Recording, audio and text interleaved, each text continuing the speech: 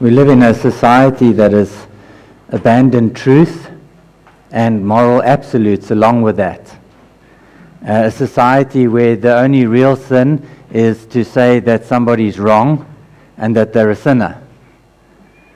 And that has crept into the church so that we live in a society, at least in the Western world, where sin is minimized, where the gospel has been changed. And therefore, Christians have been redefined, what a Christian is and how a Christian lives. And in many of our churches, the gospel has become, come to Jesus that He can make you happy. Come to Jesus that He can give you a better life and comfort and material things. Come to Jesus that He can solve all your problems. And the gospel we present has been minimized down to, raise your hand, come to the front, pray a prayer, give some intellectual assent to Jesus, profess Him, give assent to these truths about the gospel, and then go and live your life just like you used to. And so our churches are full of unbelievers and professing believers who do not know the first thing about Jesus Christ and why He really came. We live in a country where 80% of our people profess faith in Jesus Christ. And look what our country looks like. The atrocities that are committed on a daily basis. Look what our families look like. Look what our lives look like and our schools look like. And just look at every level of our society and you'll understand this cannot be. And I've been challenged as we've been working our way through the letter to the Romans. The first 5 chapters are a systematic presentation of the gospel. From chapter 6 onwards, it's really an application of the gospel. And in the first 5 chapters, 3 chapters are devoted to sin. Its seriousness, its ugliness, its pervasiveness, every different aspect of sin. We're in April already and we've been working through Romans and we're still in the midst of sin. And I found myself going, I don't know if I want to get up and preach another sermon on sin. But when Paul comes to present the gospel, he presents the gospel as grace greater than our sin. Have you ever thought about that? That when we minimize sin, we minimize grace. And to the extent that we understand the depth and the extent and the ugliness of our sin, then we can begin to understand the beauty and the glory and the magnitude of grace. In many ways, as we look at the cross, we have to understand the cross as a great struggle and victory against sin, or we don't understand the cross at all. And so as we come to consider our sin again this morning, there's 2 places you can really look to see what our sin looks like and how ugly it is. And the one place you can look to is to the cross. And you can see the punishment for sin there. One who was innocent and yet was punished for sin, our sin. And you can see what that entailed, at least at some level, on a physical level, and you can get some idea of God's revulsion and repulsion and wrath against sin, and how terrible it is. The other place that you can look to get a clearer idea of sin is into the law. And you can look at the righteousness that the law requires and then consider your own life in the light of that and see how far you fall short. And that's really what Paul has been doing for us and what we'll do again this morning. We'll enter the law court as Paul's whole argument comes to its close. And now you and I sit on trial. And we stand before the judge and we hear the charge that is brought against us.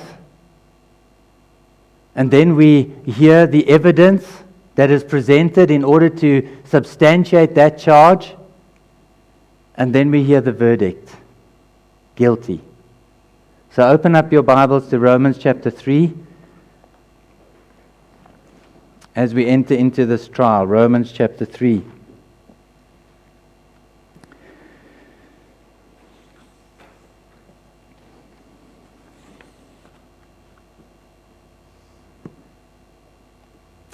Verse 9. What then? Are we Jews any better off? No, not at all. For we have already charged that all, both Jews and Greeks, are under sin. So yeah, the stage is set and the charge is put before us. And Paul has already demonstrated in Romans chapter 1, no one has any excuse because we've all rejected his revelation, even in nature. No one has any immunity in chapter 2. We're all going to be judged according to our works and found guilty. And now he comes and he says, he lays this whole charge together. All, both Jew and Greek, are under sin. And notice the singular, the final nail in the coffin. He's just talking about everything that he's been presenting. We're all under sin. We're all controlled by sin. We're dominated by sin. We're characterized by sin. All. That's the bottom line. As one commentator said it, all people are helpless slaves to the power of sin. Not just sinners, but helpless pawns under sin's power. That's what he presents it as here. So the charge then, verses 9 to 12, all people are completely sinful. Verse 10, as it is written, none is righteous, no, not one. No one understands, no one seeks for God. All have turned aside, and together they have become worthless. No one does good, not even one. And you can clearly see the emphasis here is on the pervasiveness of sin. There are no exceptions. All, both Jew and Gentile, verse 9. None, verse 10. No, not one. Verse 11. No one understands. No one seeks for God. And then the positive, verse 12. All have turned aside. Together they have become worthless. So he states it in both the positive and the negative. All have turned aside. None is righteous. The all and the none cover everyone absolutely. No exceptions. And this is God's verdict, not ours. This is not us appearing in the law court and saying, how do you plead? Because many people would plead not guilty. But this is God's verdict. And that's why it says, as it is written there in verse 10. This is what God says and what he's been saying all along. This is how God sees it. None is righteous, no, not one. Quoting from Psalm 14, verses 1 to 3. God looks down on humanity and this is his verdict. This is how he sees us. This is how we should see ourselves. Guilty. This is not about how we feel about ourselves. This is not about how we're doing compared to other people. This is about how God looks down on us and judges us according to the standard of his law. His perfection. You might feel good. You might think you're good. You might be relatively good. But this is God's verdict of you and me. And you could break it down into different sections. The first one would be our legal guilt. Our legal guilt there. None is righteous. That has to do with our legal standing before God. Righteousness. Perfect conformity to the will of God. None is righteous. None is found blameless. And when it comes to the law, legality. If there was a ladder and God was up, in heaven somewhere, and there was a ladder that stretched from here to God in heaven, and we could talk about our righteousness as, how great it was. Some maybe axe murderers would be on rung 1. And some might be on rung 2 or rung 3 or maybe even rung 10. But there's an infinite amount of rungs. And we all fall hopelessly short. we wouldn't even get past the first story on our way to heaven when it comes to our righteousness. That's the point here. We're all thoroughly guilty. And then you could talk about our intellectual blindness. So our legal guilt and then our intellectual blindness. In verse 11 it says, no one understands, no one seeks for God. This is the same word used of spiritual insight and understanding when Jesus spoke about the parables in Matthew 13. They'll hear but not understand. It's talking about spiritual perception or spiritual insight. Truly understanding what something means. Have you ever answered the phone and somebody's phoned the wrong number and they speaking to you in Zulu or Xhosa or Afrikaans or some language that you don't understand at all, and you yell, and you go, pardon? Hello? And then they repeat that. And then you say, sorry, I don't understand. And then they normally hang up because they realize there's nowhere to go with this conversation. Have you had that? You're hearing, you can hear the voice, you can hear the words, you can hear the speech, but it's not intelligible to you. You don't really understand it. You can't make meaning from it. You can't make sense of it. That's what he's talking about. No one understands. We hear the words, but we don't really get it. We don't understand it at the level it should be understood. We don't understand its implications spiritually. And then it can talk about our emotional lostness. No one understands. No one seeks for God. No one searches intently for God. No one longs to have a relationship with God. Our emotions are misdirected. We don't desire for God. We don't desire God. We desire sin. We desire other things. We desire creation. The fact that there's so many different religions in the world doesn't mean that men are seeking God. It means men are seeking everything but God. We're seeking to get away from God. We're trying this avenue and that avenue and every other avenue because we want something other than God. It's totally corrupt. Have you heard of pregnant women eating sand? Some laugh because you know it's true. Some pregnant women crave the most strange things. And some of them even act on those cravings. Some realize this is not healthy. Some limestone, some sand, some lick walls, all kinds of weird things. Ask pregnant women and they'll tell you some stories. But that's desire gone wrong. Even they realize it. They have these cravings, this appetite, sometimes for the most bizarre things. Things that aren't even healthy for them. Things that they dare not act on. That's what this is describing. We're not desiring after God. It's corruption of our desires, our emotions, our affections. And then it can talk about our willful rebellion there in verse 12. All have turned aside. All have turned aside, turning away. Not just legal guilt, guilty before the law. Not just that our minds are darkened and we don't understand as we should. Not just that our emotions are misdirected, but our wills are bent on turning away from God towards what is evil. That's a purposeful turning to do sin. A planning, a purposing, a wanting to rebel against God, a choosing to follow the wrong way. There's a fork in the road, as it were, and we're going down the road, and this fork in the road is labeled, and the one says God, and the other side points to anything else, and we go anything else. That's the point. Anything else but God. Anyone else, any other way but God. I'm going to follow this path because that one leads to God, and that's not where I want to go. And then our absolute failure in the second part of verse 12.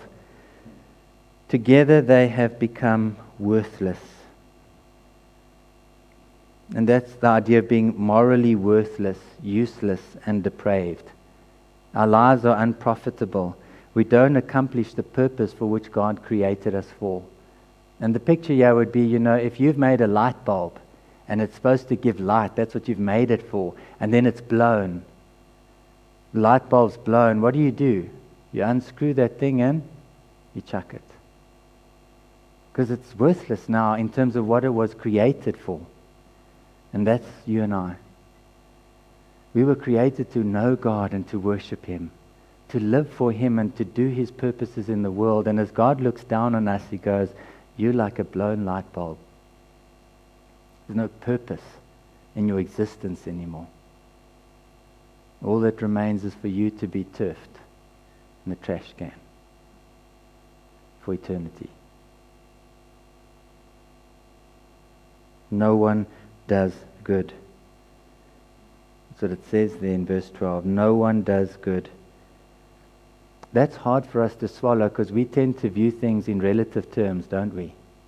People do a lot of good. People, they help old people across the road. Some of you are worrying I'm looking at you. They help orphans and widows. And they uphold justice at times. They raise children. They do lots of good, don't they? Why does it say no one does good? Because again, this is God's evaluation, not ours. Our good is always relative good. Relatively, next to this axe murderer I do good. Oh, well, let's raise the standard a bit. Let's not say like compared to an axe murderer you do good. Let's raise it, against somebody else, just your neighbor. Compared to my neighbor I do good. Surely you can't say no one does good. God's not comparing. He's evaluating according to His standard of what is good. And nothing that is not done for God's glory by God's strength is good. Nothing that is not done for God's glory by God's strength or grace is good.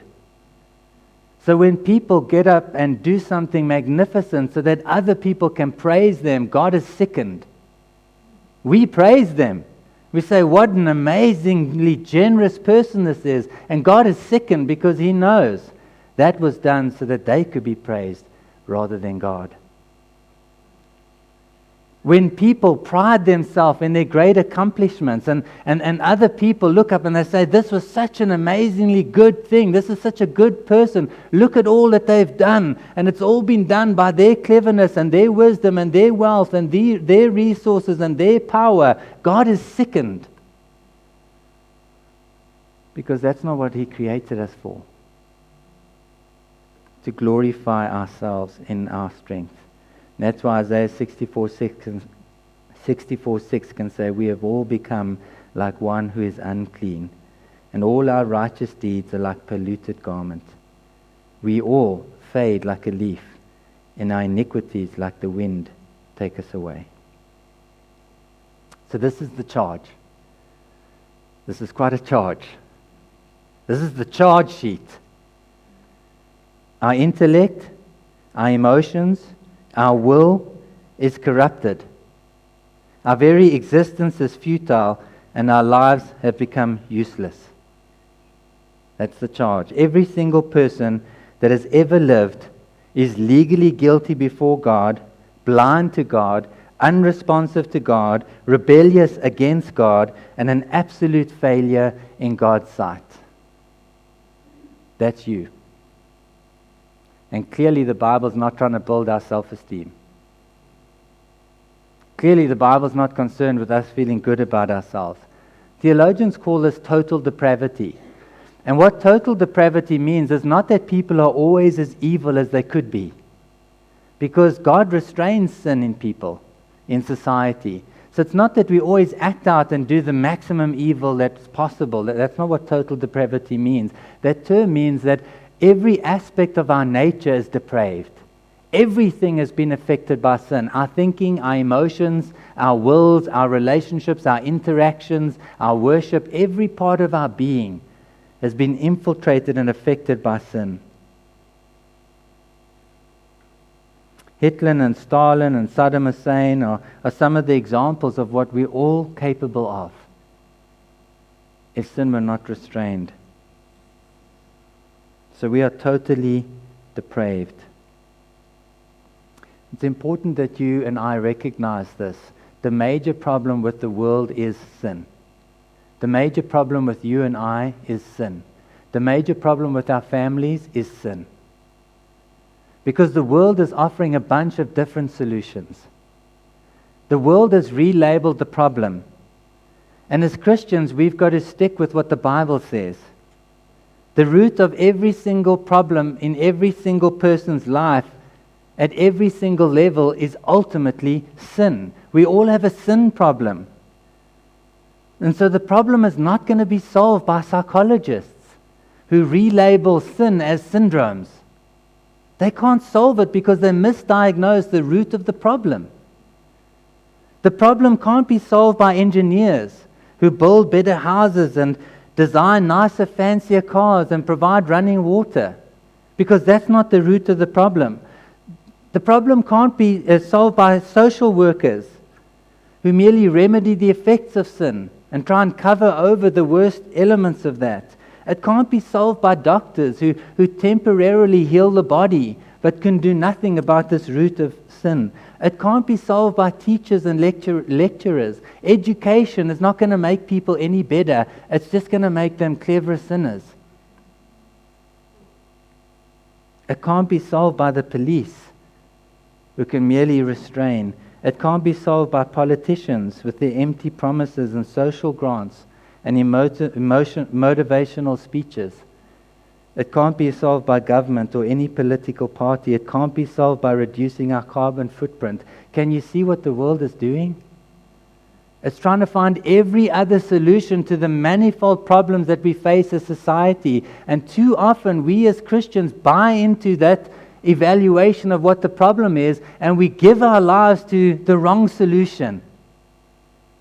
And we fail to proclaim to the world the real problem and the real solution. And the summary verse of Romans chapter 1 is, I'm not ashamed of the gospel, because it is the power of God for the salvation of everyone who believes. I am not ashamed of the gospel, Paul says, because this is God's power to remedy the world's problems. This is the major problem and God's only solution.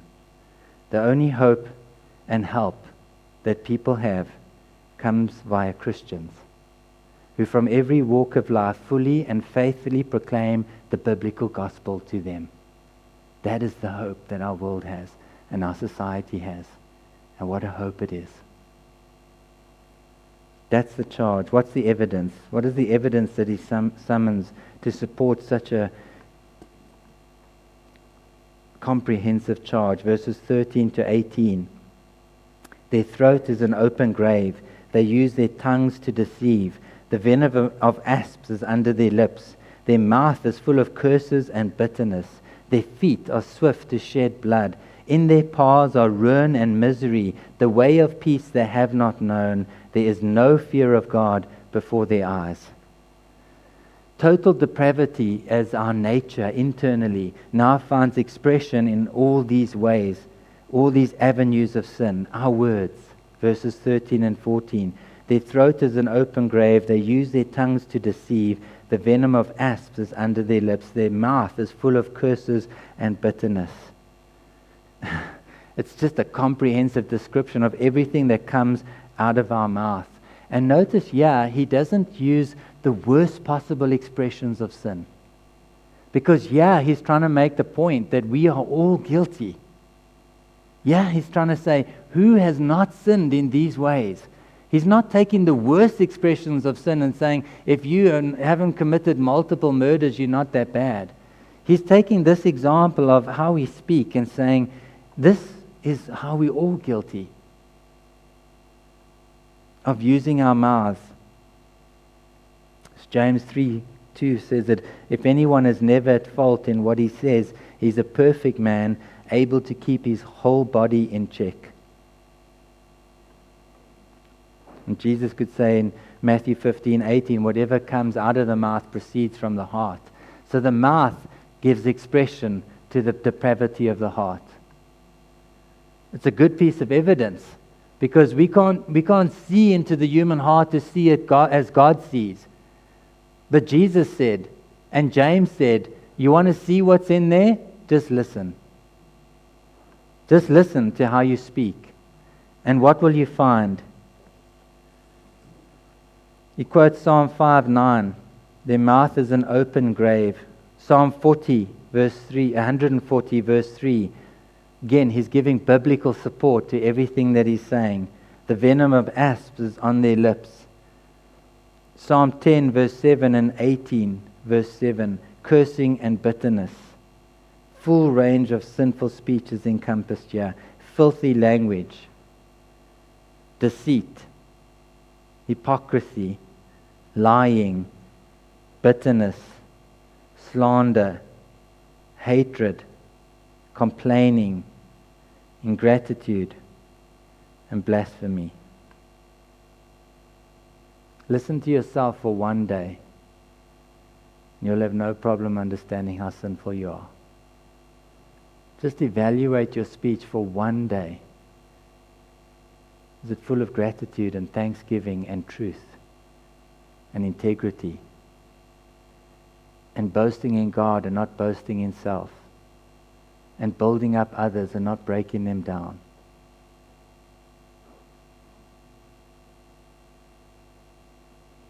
Not only do we sin with our mouths, we sin with our actions. In verses 15 to 17, their feet are swift to shed blood. In their paths are ruin and misery.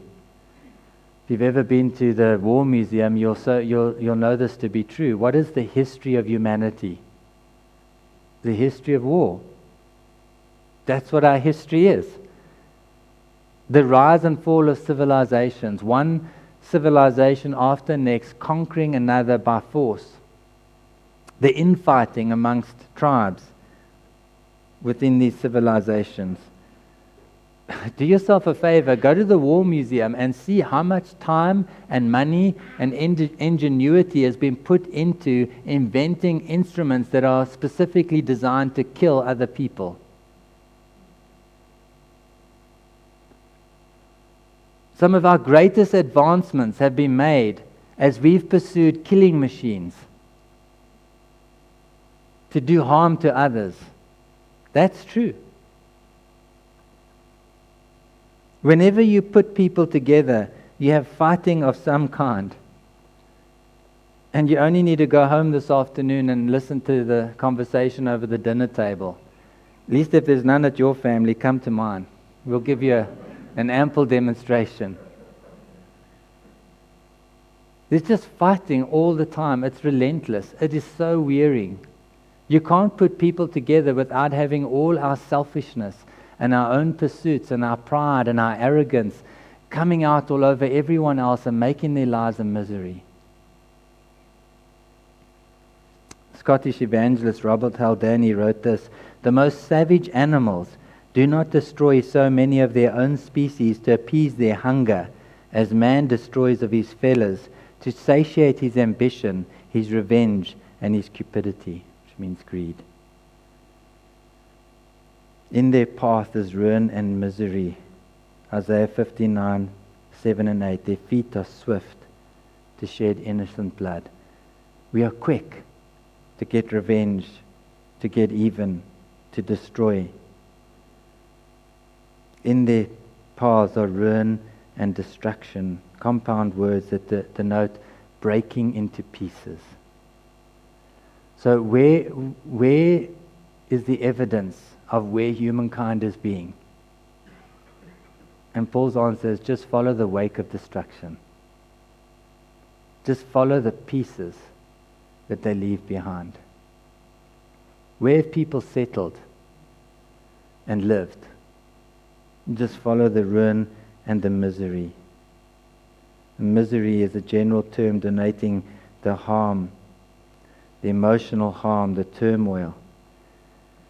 You could summarize it this way and say, we're one massive destroying machine. That's what we are. And much of us will do more harm with our lives than good.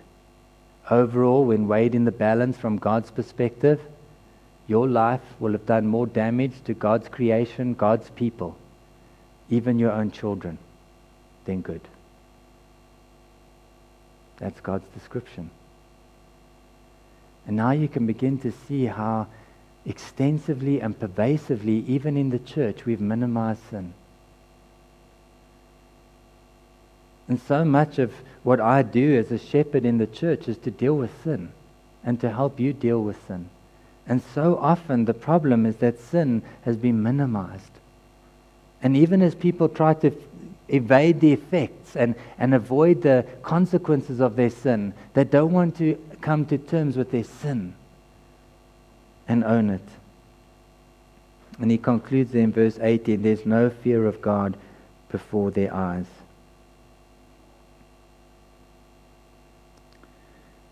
Psalm 36 verse 1 says, transgression speaks to the ungodly within his heart. There's no fear of God before his eyes. That's what he's quoting, Psalm 36:1. Transgression speaks to the sinner in his heart. Who are we listening to? Sin. Whose ear, our ears attentive to whose voice? Sin. Who's summoning, beckoning, calling? Do we immediately respond to? Sin. There's no fear of God before our eyes. God's nobody to us. He's unimportant. It's sin. Sin that we listen to. Sin that we yield to. Sin that we pursue. Sin that we sacrifice for. We lay on the altar of sin our families, our careers, our reputation, everything we'll lay down there in the pursuit of sin. But for God, we have nothing. And that also tells us that fear of God is what restrains sin. You're either listening to sin or you're fearing God. And the fear of God makes you turn away and go, shh, I don't want to hear it. I don't want to listen to it. Don't point that out to me. The fear of God is what leads us in the way of wisdom. It's well summarized in this poem. Sin. It is a debt, a burden, a thief, a sickness, a leprosy, a plague, a poison, a serpent, a sting. Everything that man hates, it is. A load of curses and calamities beneath whose crushing, most intolerable pressure the whole of creation groans. Who is the hoary sexton that digs man a grave? Who is the painted temptress that steals his virtue? Who is the murderess that destroys his life? Who is the sorceress that first deceives and then damns his soul? Sin. Who with icy breath blights the fair blossoms of youth? Who breaks the hearts of parents? Who brings an old man's grey hairs with sorrow to the grave? Sin. Who, by a more hideous metamorphosis than Ovid even fancied, changes gentle children into vipers, tender mothers into monsters, and their fathers into worse than Herods, the murderers of their own innocence? Sin. Who casts the apple of discord on household hearts? Who lights the torch of war and bears it blazing over trembling lands? Who, by divisions in the church, rends Christ's seamless robe? Sin. Who is this Delilah that sings the Nazarite asleep and delivers up the strength of God into the hands of the uncircumcised? Who, with smiles on her face, honey flattery on her tongue, stands in the door to offer the sacred rites of hospitality, and when suspicion sleeps, treacherously pierces our temples with a nail? What fair siren is this, who seated on a rock by the deadly pool smiles to deceive, sings to lure, kisses to betray, flings her arm around our neck to leap with us into perdition? Sin. Who turns the soft and gentlest heart to stone? Who hurls reason from her lofty throne and impels sinners mad as Gadarene swine down the precipice into a lake of fire? Sin. And so the verdict, verse 19 and 20, guilty as charged. Now we know that whatever the law says, it speaks to those who are under the law, so that every mouth may be stopped, and the whole world may be held accountable to God. For by the works of the law, no human being will be justified in his sight, And through the law comes knowledge of sin.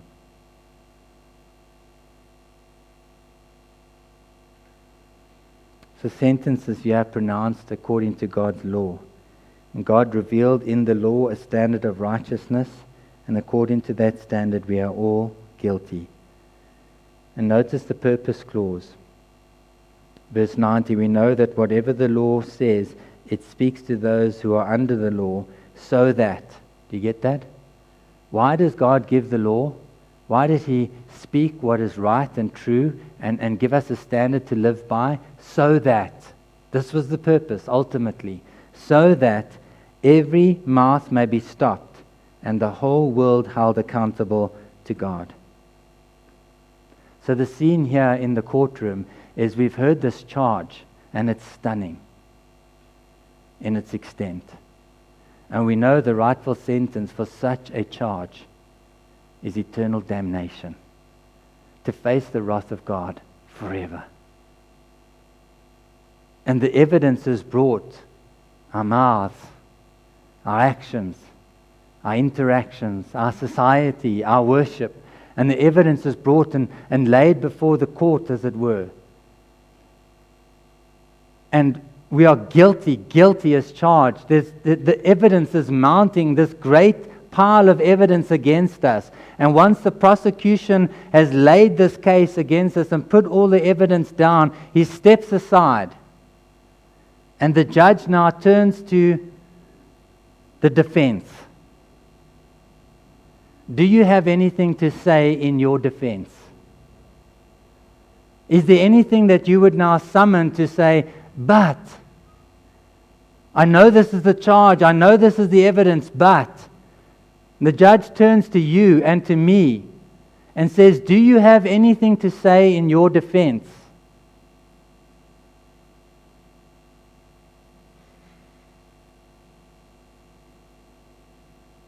And on that day, people will be as silent.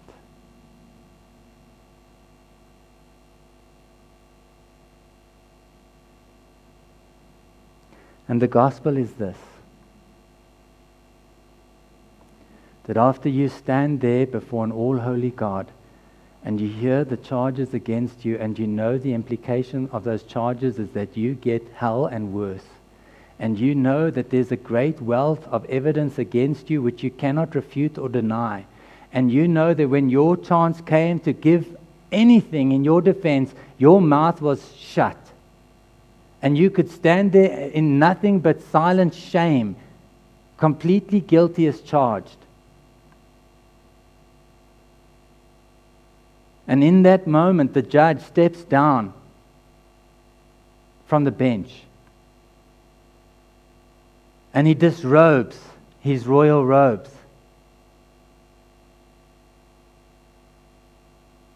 And he steps down into your place.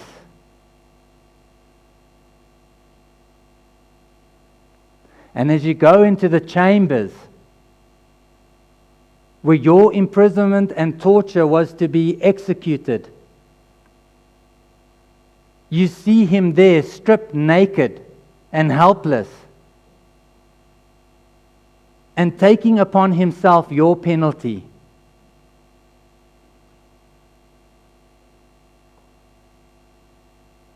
And you fall down on your knees and you weep. And you worship.